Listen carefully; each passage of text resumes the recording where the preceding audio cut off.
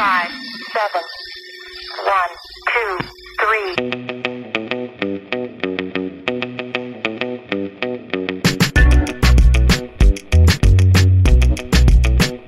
Hi, this is Pods and Ends, the junk drawer of pop culture and geek podcasts.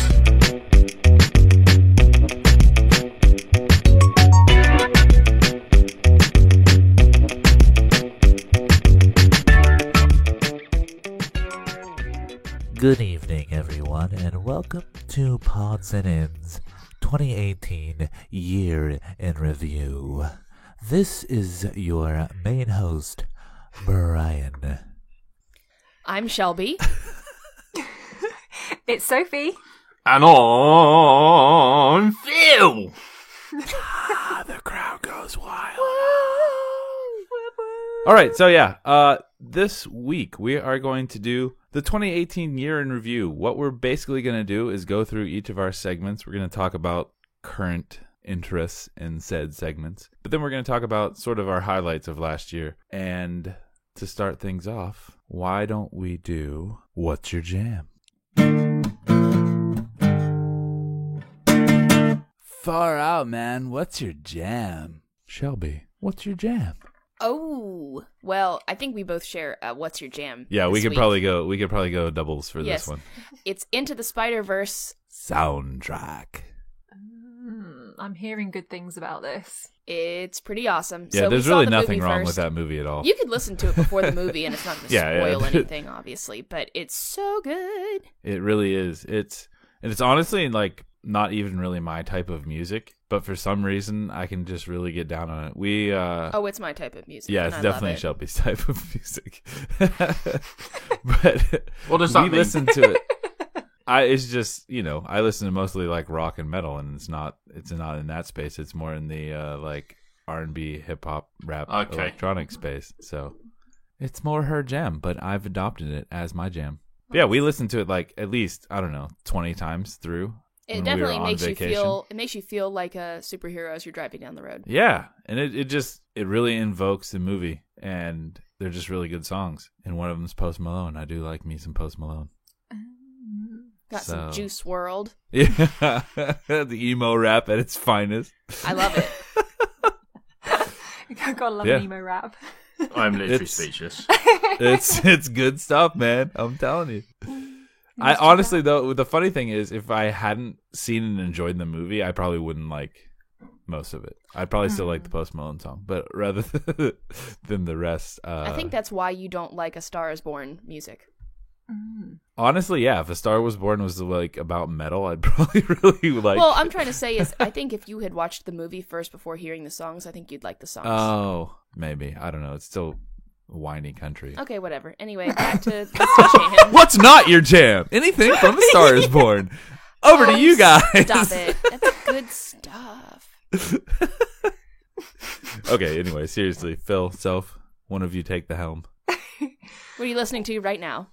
Right now, I'm listening to Jimin and his new solo track. Where's he from? Is he from Korea by any He chance? is, he is actually. Funny you should say that, Phil. It's just shocking, isn't it? No, it's very much my jam at the moment. As I've said on this podcast many times, I've been into a band. You may or may not have heard of them. They're just a small little band called BTS. They're basically everywhere at the moment. They were literally playing in a one of our clothes shops the other day, which was really surreal because it's the first time I've ever heard them. Like when you hear a bit of K-pop out in the wild in the UK, it's really, really strange. In the wild. It just doesn't happen. So, but BTS, they have achieved that. But anyway, right towards the end of 2018, Jimin just slid out a little solo track, and it's really, really good. I like all of their Deaf solo people like it, I stuff. Don't be obnoxious. It's good. It's really nice and chilled. It shows off his vocals well. He does have a really, really nice voice, and I like all of their solo stuff. They sort of, that's something quite cool about the band, is that when they release their own tracks, they've all got their own. I mean, there's 7 of them. There's 7 very different people with very different music styles, and when they release their solo stuff, it's quite cool. And so I've been listening to Jimin's at the moment, and I've been really loving it. What about you, Phil? Shimmy to the left if you're having a good time. Shake it to the right. Whoa. Shimmy to the left, having a good time. Shake it What to is the right. happening over there? Go to the front. Okay, I see ya. Hold tight. you need to give some context to this. So, Me and Safe are going to see the Spice Girls. So I'm all That's about the a Spice Spice Girls at the Girls moment. Oh, nice. yeah, it was. You wouldn't have picked it up though from that little rendition. If you want to be my lover, gotta get with my friends. That one I know. So you're gonna When? go see the Spice Girls? We are 4 of them. Because Posh which isn't one's coming not back because she's too posh for it now. Posh isn't. So I've got to save some tickets for Christmas, and we're Yeah. going to go, and so just making sure I know all the dance moves and all the songs now. See if you Really, can remember them all. Is yeah. Posh the one that's with the soccer guy? Yeah. Yes. the soccer Oh. guy. Except for Beckham. He's like Dave Beckham. He's literally like as important as the Queen in this country. Well, He probably gets more headlines. Think You are we're a small joking as country, well. We're really not. But yeah, she's the one with David Beckham. I'm a bit annoyed because we were talking about going as each of them in the little group of us that are going, and obviously Phil would be Ginger Spice. And Yeah, my girl was sexy always one. yeah, right. My girl was always Sporty Spice, but one of the other girls wants to go as her, so I don't know. And they were like, "Oh, you could be Baby Spice," but I was like, "I don't relate to Baby Spice, so I don't know. I don't know where this leaves me." Do they have an The annoying Spice? quintessential, like, whenever your friends like something that you do and you all want to say who you associate with more, and they Yeah. get the jump on you and say the thing that you most relate to, and you're like, but I am also right. that. you don't want to come in with, yeah, me too. Then Yeah. You look like a joke. Or we both just insist on going as Sporty Spice, and there'll be 2 Sporty Spice. I'm not even that sporty either. It's just because I had dreadful taste in clothes. There's 5 of us going, so Yeah. And how many members are there? there's 4 members. Has there always only been 4 Well, someone has to go members? as Posh, but Posh ain't going to be there, so it's weird, isn't it? Yeah. That's my jam, basically. Spice Girls, really relevant and on point. Yeah. All right, so what about for the entire year of 2018 then? For me, it's Korean pop. Just in general? Shall we just do ours together as well? Particularly small band, Gold Momoland. Very nice. They've probably only got 3 songs that have been released so far, but So good. they captured my heart. It's the year Phil became a Aw. Mary. Yeah. And it's true that you can just get roped into watching too many YouTube videos about them doing ridiculous things. But it happens. gosh. So I've done it, I'm admitting it. That is the highlight of my 2018, Momoland. And which song of theirs is your favourite out of the 3 songs that they've got released at the moment? To be honest, it's been about 3 hours since I've watched one of them, so... Bam! Oh, boom. Or boom, boom. Bam. We're not really doing them just. Honestly, you need to listen. You need to listen to Momoland. They're just incredible. I actually find them really good for working out too, as well. Yeah, they build They're up in good, there, yeah. and they got really good dance moves, Yes. and they're amazing, all of them, Yeah. apart from... And they're all amazing. I was going to say they're all amazing, basically. Yeah, love them. Yeah. Okay, what about you, Soph? What? You're not allowed to keep speak it- about Korean No. things. It's tough. Okay, we're keeping it to the Korean country here. I'm gonna just sort of branch out a little bit. So at the beginning of the year, my favourite K-pop band and one of my favourite bands are Big Bang, and pretty much all of them went into the military at the start of the year. And before they went in, or actually just as they were going in, they released a final single, which was to sort of go off the back of their album that came out last year, which was called Flower Road. And it's sort of about their journey as they go away. It's a really strange thing, I guess, for them to all have to wrap their heads around, the fact that, on something that's, you have to be so relevant in the music industry, and then they're just going to go for 2 years. So the song's kind of about that road that they're heading down, and, will they see us at the end of it? Are people going to wait for them, or will they move on? And it was really, I know it goes a little bit deep, but they're obviously all turning 30, and that's kind of when they've decided to go into the military. I think you can, you go in at about, the latest is 31, 32, something like that over there. So I was 30 in the summer as well, and a lot of their songs from the past year kind of really stuck with me on that, because it's a big deal to turn 30. It's an age where people think you should be having your life together. So, Right. Yeah. yeah, it's and I found that they were particularly helpful. So for me, it was Big Bang, but in particular Flower Road, which is obviously their final farewell until hopefully the end of this year when they come back out. I turned 30 in the summer too. Yeah. 9 years ago. Which 30? And it wasn't It's the a hard summer. one. It's Yeah. always the winter. I know, but I was, you're that age for the whole year, so whatever. Man. Yeah, it's a tough one. Joke is I'm old. Anyway, I'm going to be lame, and my jam is the same for the year and current because honestly, I can't really think of much other music, so poo-poo on me. That's okay. I have a different one. Do it! I would say my jam for the year is Eminem's new album, Kamikaze. Oh, yeah, that's true. For sure. I mean, Spotify basically told me, like, yes, this is all you Yeah, listen to. Spotify was like, don't think about it. Here it is. But I also enjoy Killshot a lot. The beef. The diss track, bruh. Yeah. Straight up diss track. So, I guess it was kind of a rediscovering of my enjoyment of Eminem this year, which was really fun. And again, I don't really listen to music, so I'm just going to go with Into the Spider-Verse because it's great and it's all I can remember. And that's What's Your Jam? So now let's transition into Off the Shelf.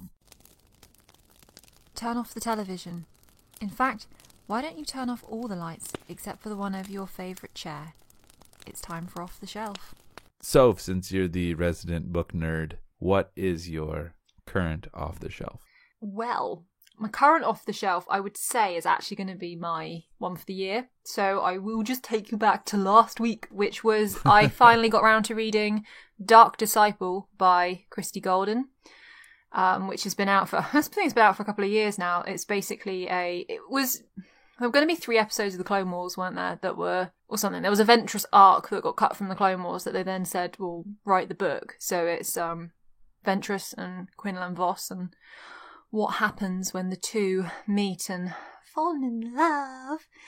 And I thought it was a really cool book. I absolutely tore through it, which normally I can be a bit of a painfully slow reader, but you read this one as well, haven't you, Brian? Yes. Yeah, I actually... Yes. I really like it. It's definitely top 5 new canon.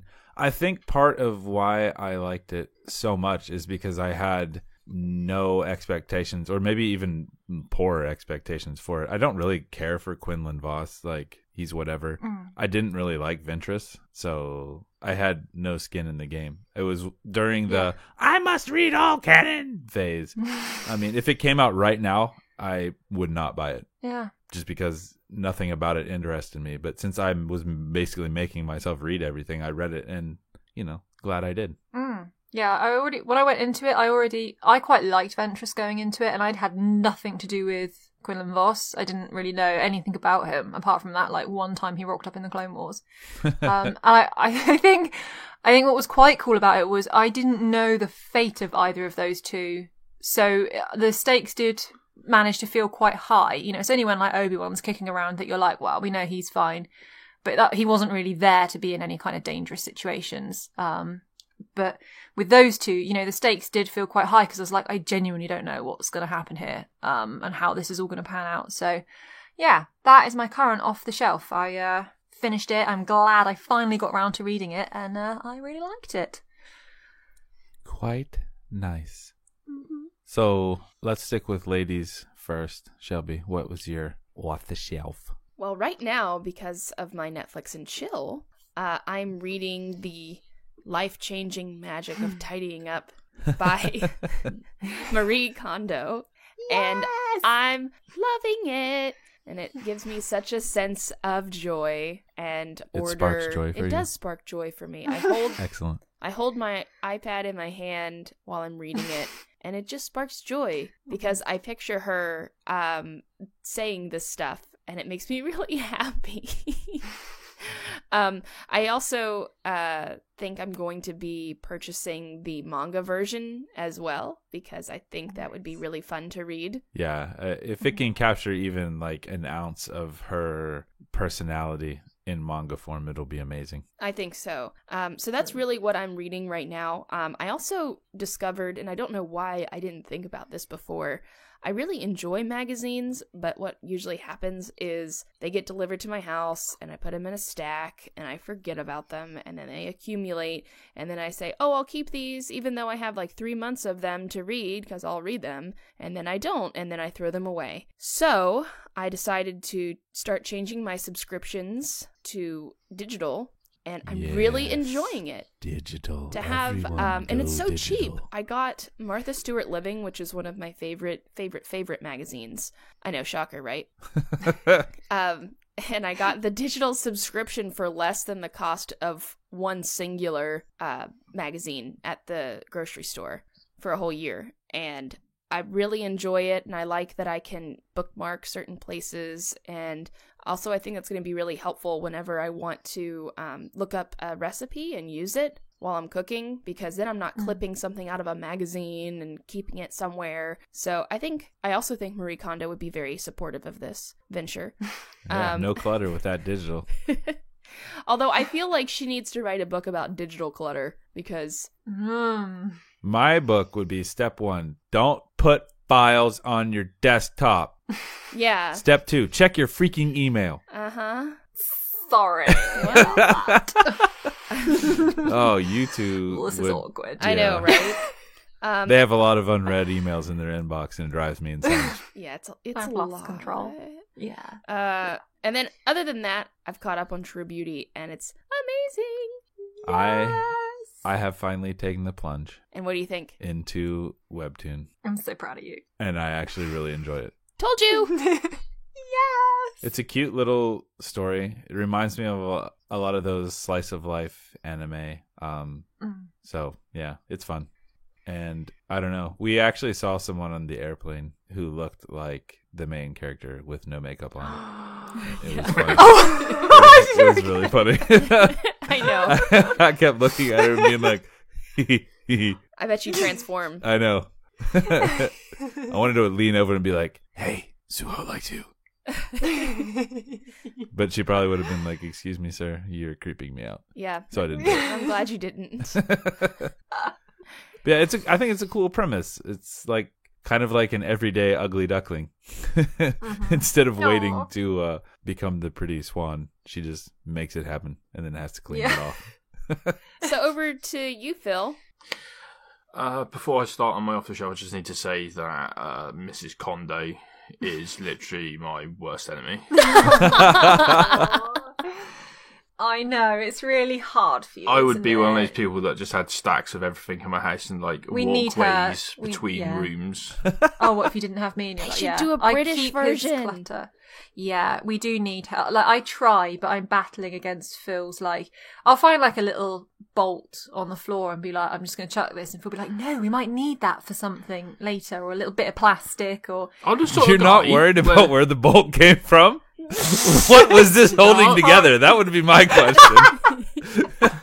I'm the sort of guy that if so says to me, I need a paperclip, I can say, if you go into the bedroom, look under the wheel of the bed or whatever, and there's a paperclip there. And there will be one, because I know where everything is. It just looks messy. I'm just, yeah. So she's literally my enemy, because it's like, oh, you've not used it in 6 months, you need to throw it away. No We chance. have cupboard. There is a Necessarily. cupboard She that doesn't, we. she doesn't believe in throwing everything away. You have to hold No. it and think about if that paperclip sparks joy, and then you need to see if you should put it in a little box somewhere. Yeah, honestly. We have a cupboard in our kitchen that we literally haven't been in about 3 years. What because cupboard? behind the bike. I know exactly what's in it. And we have never used it. And I'm saying that every single thing in that cupboard could be chucked. And the face Phil's giving me right now, I've raised his blood pressure. Like, My real. heart rate is Yeah, what is your heart rate? it's like 400. Well, I'm thinking right now of, we have 2 different food processors. One that's from me and one that's from Brian. Why do we need 2? We should Right. Just in see case one breaks. if one can See, this process is- the other. Will Oh it my God. blend? Like a robot wars. That's a good way of breaking both of them. Exactly. So my off the shelf is autobiography that Sophie bought with Christmas from Geraint Thomas, a Tour de France cyclist. He writes in a very humanic way. What? That's a way of saying humorous.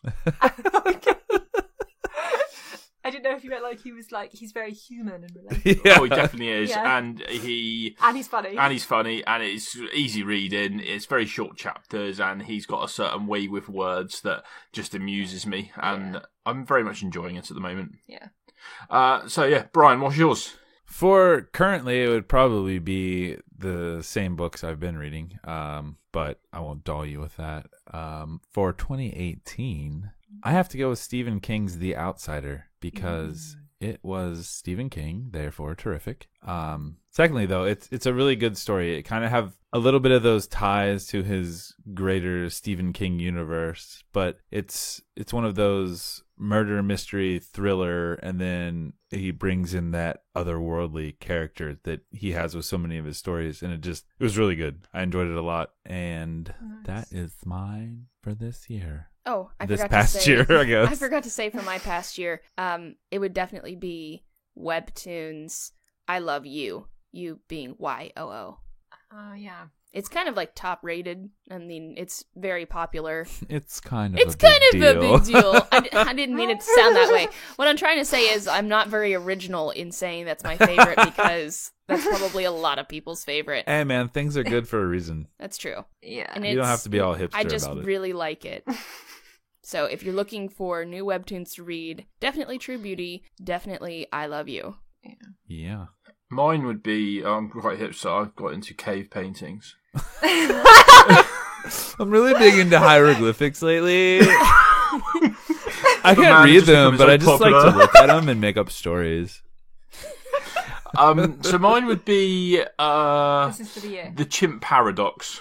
Ah. Have either of you heard of that or read it? Or I have not. Mm-mm. Please enlighten me, sir. so at the beginning of the year, I thought I need to think about work and my sporting events and see if I can do things that can make me better. And this one was very much for both of them. So it's a look at your brain is split into different sections. One of the sections is a chimp, and the chimp sort of is in charge of you, and you need to manage your chimp. And how do you manage your chimp to make you better? And making a split-second decision is it is your chimp talking to you rather than your human brain talking to you, and a way of like looking at it, analysing it, and realising when you make a decision, sometimes you need to take a step back and think before you act. Fight and Flight. It's really excellent book. I think the guy who wrote it worked with like the British cycling team, like around the Olympics, and I want to say he did a lot to do with this, and maybe Andy Murray as well in tennis and stuff. Yeah. Like he works with athletes to get them into the mindset of winning, basically. Yeah, it's also how you treat people, how you speak Yeah. to people and stuff like that. So But yeah, because it can be more every day. You're not just going to suddenly come off and become like a yeah. athlete for reading this book. And yeah, but it's Oh, darn. once again. So I shouldn't just go get it and then try out for the NHL. What I like is, once again, it's short chapters. He gives you exercises at the end of them to think about, okay, I spoke to someone, I made a decision today. Was that the decision that I did, or was it a decision that the chimp made me do? Yeah. And it makes you realise that you make a lot of impulse decisions that is like a fight or flight decision. Yeah. And what is it the correct way? And it's just made me think about that a bit more. How I look into it. And yeah, going into 2019, I'll probably look at something a bit more boring, like business book or something, to make me think how I can become a better leader and manager of my people. That's actually pretty I need to progress in my fascinating, career. The whole Yeah. chimp brain thing. Well, it makes me think of the proverb about the two wolves, where there's one that emulates anger and jealousy and evilness, and then the other one is about good and truth and kindness, and both of those wolves live inside all of us. And the question is, well, which wolf lives? And it's Yeah. the one you feed. Yeah. I love that. Yeah. Yeah, that's really good. Yeah. It's a lot like the devil and angel on your shoulder too. There's a lot of Yeah, things you can it's, equate to that, but the only slight difference is that he does say that the chimp does make decisions that is also correct, and it's managing the chimp in the correct way. Yeah. It's- That's it's interesting. really The chimp isn't Yeah. a bad thing. It's a natural part of you, Yeah. kind of. Yeah. kind of it has to be there because we have to eat and survive and live. We are and animals. It's Yeah, that part true. of you, and then the human part has become the bit that is making relationships, building people, speaking to people correctly. Where back in the day, all you need to do is eat and sleep and procrastinate, basically. Not procrastinate. Procreate! Procreate. Although both. All I do is eat, sleep, and procrastinate, basically. So my Trent brain is Procrastinate sounds like a working good idea, overtime. Anyway, what about you, Soph? Let's wrap this section up. My highlight for 2018 was the Court of Thorns and Roses trilogy by Sarah J. Maas. She was my first author that I've decided to kind of dive into the young adult scene more, having only previously experienced the Twilight books before that. And I thought I wanted to give young adult another try. And I've read her other series, which is a Throne of Glass series, which is excellent. I've not quite finished it yet, but this particular series really, really captivated me. This is the one which is about the Fae, and the Fae have got their various courts. You've got Night Court, Day Court, Summer Court, Spring Court. There's all of the seasons and all of the phases of the like day, night, and dawn is there. And it's written from first person from a character called Feyre. And something I really like about Sarah J. Maas is, the way she writes all of her characters, but her female characters as well. They're very, very flawed. They're not she writes them very human, because sometimes you can get these sort of super kick-ass girl characters and they can't do anything wrong, where, her female characters can be arrogant and they can be douchebags and they can be cowards, and it's all they're all very, very human. And all of her characters in these books, like, I was feeling towards I just finished the final book in the trilogy today, and I was feeling like I could potentially die for any one of these characters. And each one of them, I feel like they have their own story, and she's just not, obviously we're only getting this from Feyre's point of view, but they weren't cardboard cutouts surrounding her. They were all very, very detailed characters. And I've been really, really blown away by this whole series. It's very magical. I felt like I was really in this world. And yeah, I think for my first kind of dive into young adult, I'm really, really impressed. Like, there's some really mature stuff that goes on in this, both from like a violence and gore point of view, and from the like bow chicka wow wow kind of side of it as well. Probably more explicit than I've read in like adult books. So yeah, it's really, really blown me away. I'm kind of looking forward to and dreading finishing the Throne of Glass series, because she's, she won't spare maiming her characters if she wants to. So no one's really safe. But yeah, it's really blown me away, and I'm really pleased that I read it this year. It was a good trilogy. That's pretty impressive to pull off non-main character development in a first-person narrative, because most of the time you just get to really, really know your protagonist or whomever is the I in the story. And then, like you said, you get a lot of cardboard cutouts. And actually, the other great thing, before I forget, the other great thing that she did was really bad stuff went down in the first book that still traumatized the main character, even into like the third book. It wasn't just we beat that big bad and then we've all moved on and forgotten about it. Like, when bad things happened to these characters, they really suffered, and there were the emotional consequences of that. Like, it's a really basic thing, but she was imprisoned under this mountain, and for the entire middle book, she could not go into a closed room. This character couldn't, and she would run from, when she ended up being forced into one at one point, she just ran and she just abandoned her friends because she's like, I can't go in there, I can't face that. And it was, you don't normally get, normally in your fantasy books, they seem to be completely fearless and impervious to any kind of lasting damage. And so I thought it was really amazing to kind of see them all work through this, and they each had their own things that had sort of traumatized them, but it wasn't in not in a sadistic way. Like, you just got to really see them work through it and kind of make the best out of it. So if they were like, yeah, I can't really go into that small room right now, but I'm working on it, kind of thing, I just really appreciated it. It was very realistic for a book that's basically all about fairies. Good stuff. All right, people, read more books. Yes. Do it. Anyway, and that said, let's move away from books and into the game room. You walk into the game room and immediately take 14 damage. So, Brian, since you're the best person, let's talk about your game room. All right, Brian, thank you for that. I appreciate it. Back at you. You're pretty good too. Anyway, my current obsession in the game room is this trading card game that my brother introduced me to for the Final Fantasy series. That's actually, I think, a couple years old, if not older. But man, is it fun. It's kind of like in between something simple like Keyforge and then something really complex like Magic. It's wedged nicely in between there.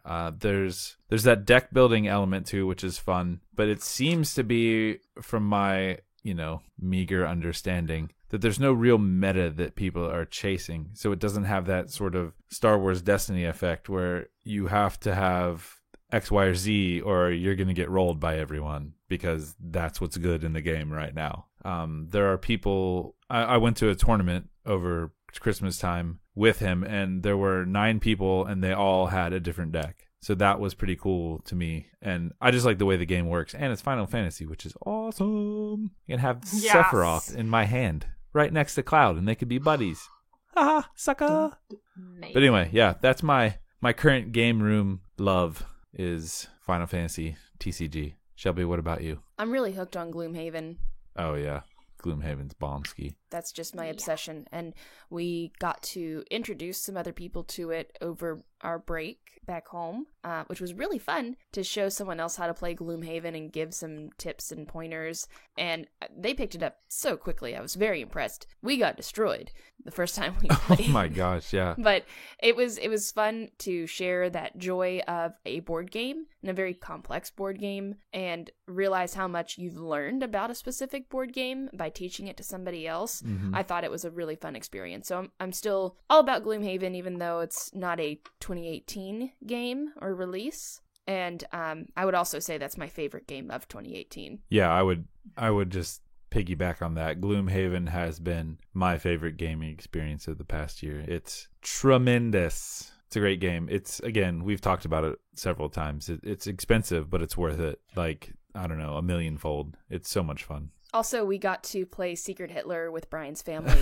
over yeah, that was Christmas break, and it was a hoot. A hoot. It was so fun, and it was. I think that people need to get more in the habit of, at these big family gatherings around Christmas and Thanksgiving and Easter and times when you're with family, when you're not normally with family from far away, I think it's good to play games instead of sitting down and watching TV or something like that, because everyone has different interests in TV, but everyone can kind of sit down and get into a board game, and you have conversations and you make meaningful connections with these people that you don't normally get to see. Yeah, I agree wholeheartedly with that. Like, it's a great way to turn get off to the know dumb people. Macy's Day Parade and play some board games. Well, it's a good way to get to know people better, I think, especially if you have new people coming to the table at your family gathering. And anytime you have any sort of family gathering, it doesn't have to be a holiday. I think that's a good way to get to connect with people that are new. It's a good way to spend time and to, like you said, you can pull people in easier, I think, instead of someone sitting in a room where everyone's mildly quiet watching something on TV. Or having kind of like, some drinks and conversation, which is sometimes hard to get people to open up. Right. So it's like Avalon, yeah? Oh, what, Secret Hitler? Yeah. Oh, is that what it is? Okay. Yeah. So Avalon is...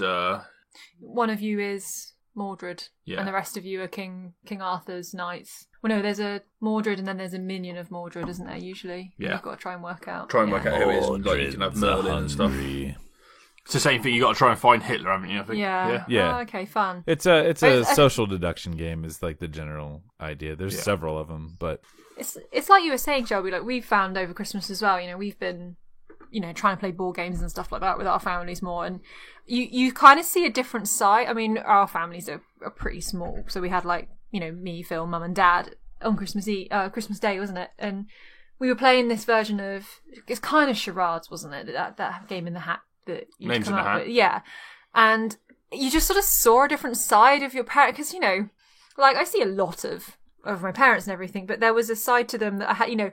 I will now never forget my dad's John Wayne impression in that game of charades when he had to mime that.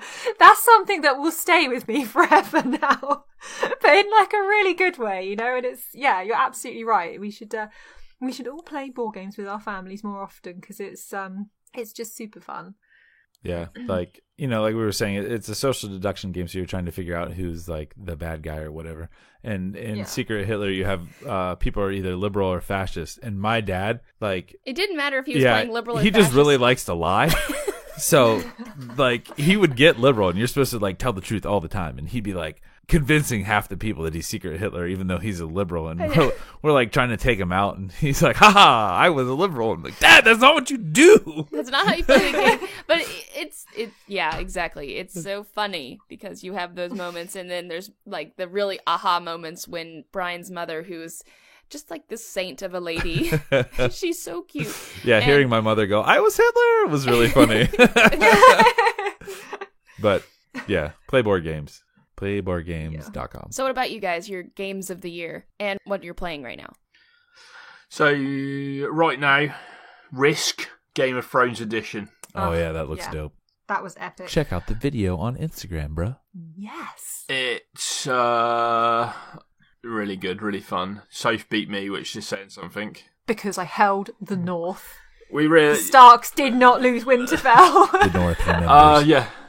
Exactly. I felt that I was in control of the game, and then unlike normal Risk, you could get a Valar Morghulis card. Yeah. As soon as that card pops up, because you're Yeah. drawing cards, as soon as that pops up, The then game stops. the game stops and you count up. Yeah. Who Oh, is wow. in Whoever's possession of winning more. at that time. Yeah, so Valar Morghulis, it's drawn towards, it will let you have at least, I'd say, half the deck. yeah, before you're going to end up drawing it. But because that's the only thing with Risk. Risk can go on for hours, and we were definitely heading towards stalemate because we'd eliminated the Lannisters from the board because you have a neutral house, which was the Lannisters, so we took great pleasure in wiping them out from the board. And then it was just us two left, wasn't it? And I think we were heading towards stalemate, so I thought the addition of the Valar Morghulis was really helpful. Yeah. Then yeah, I had Winterfell, and I never lost Winterfell, and I think that is a sign for the next series. The North remembers. And yeah, enjoyed that. And then my highlight of game playing. Also, I'm proper into FIFA 19 at the moment. Oh, yeah. Soph also got me that for my Christmas present, and Yeah. I'm currently doing the Ultimate Team option, which is where you play against people online and build your own team created of various soccer stars. And I'm having great fun doing it. There's an app on my phone, which means I can trade at work during my 30-minute tea break and no other times. Yes, but Obviously. how dangerous is that? Starting to incorporate your video games onto your phone. Yeah. Oh yeah, they've been doing that so- for a while. It's pretty intense. Like Yeah.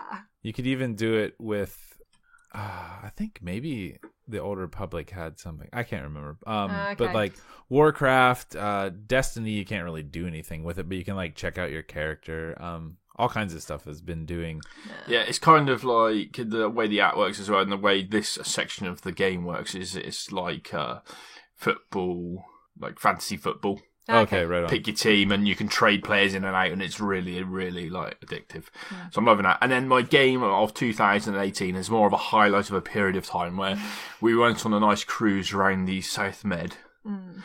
And we had a Destiny tournament on our cruise ship that was epic. I So Phil remember that. drew, didn't you? You drew Between the two of us. Yeah, we had 4, wasn't it? There were 4 round robins of our Yeah, different and then it went decks. into knockout stages, and then we Yeah. did like best of 3 knockout stages, and by the end it was dramatic. It was really dramatic. Didn't I win that? Yeah, Kylo Callis, wasn't it? yeah. Who are now probably going to have to be like ranked to Ubers because they're too strong once you let them get going. But yeah, you're right. That was epic. But yeah, that was my highlight. I loved playing it, and yeah, hopefully some more board games coming 2019 that will be Yeah. enjoyable. You, Soph? Well, I have 2. 2018 was the year that I finally completed Final Fantasy 15. I basically play one video game whenever they release a Final Fantasy. That's pretty much the only time I play. Usually the Zelda games would make me surface as well, but I just can't justify buying a Nintendo Switch just for Breath of the Wild. So I'm really, really pushing my brother to buy one. So you And can then play. Yeah, and then I'm gonna borrow the Switch once he's like completed the game, because he will just blitz through video games. And then I'm hoping he'll just lend it to me for a couple of months. I don't necessarily have to complete a game. I just like to be able to get a feel for it. But apart from Final Fantasy are the only games that I have ever completed the whole thing.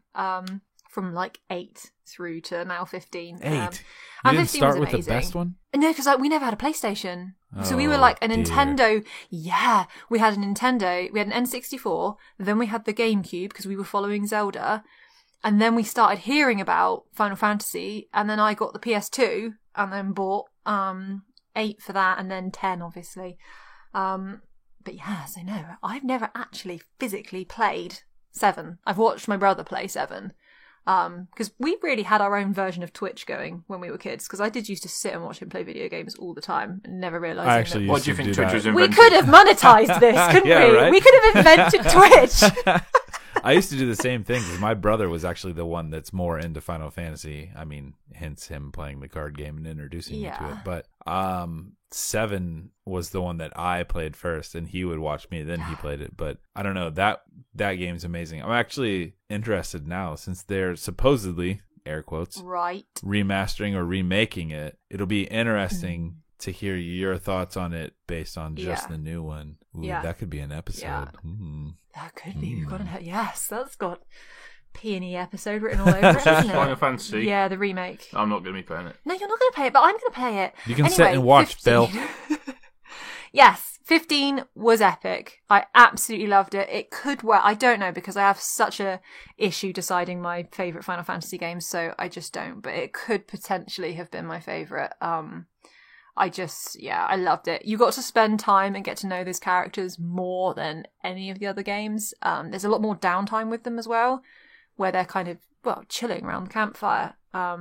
And which surprised me, because normally I like having a girl to play as, but I didn't mind in 15. It was done that well that I was okay with not having a playable female character, which is usually very important to me. But they pulled it off, so well done them. And then the only other highlight for me was we got Arkham Horror, the board game. Right on. And I think I kind of getting the vibes that it's a similar with your Gloomhaven game, which we must get. It's, it's a pretty hefty investment. I think it's about £60. Is that right? For Yeah. Arkham Horror? Yes, Yeah, no, that's 64, not quite 99, as I much. think. Yeah, so it's still pretty pricey. But it's the most intense. We had to watch an 1.5-hour tutorial on how to play the game before we could play it, because we read the instructions and we couldn't get our heads around it. I was sat there thinking, we're reasonably intelligent human beings here, and I can't work out how to play this board game. Fortunately, 2 Canadian dweebs showed us. Yeah, thank you I love to board them. game YouTube, like how-tos. Yeah.